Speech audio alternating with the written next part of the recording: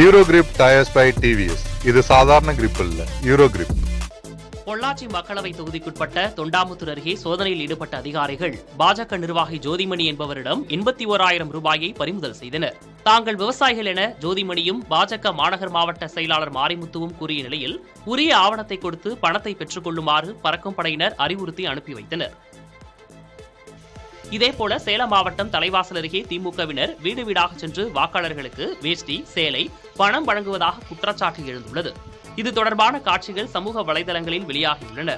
இதுகுறித்து கெங்கவள்ளி சட்டமன்ற தொகுதி உதவி தேர்தல் நடத்தும் அலுவலர் வெங்கடேசனிடம் கேட்டபோது பணப்பட்டுவாடா தொடர்பாக விசாரணை நடத்தி நடவடிக்கை எடுக்கப்படும் என தெரிவித்தார்.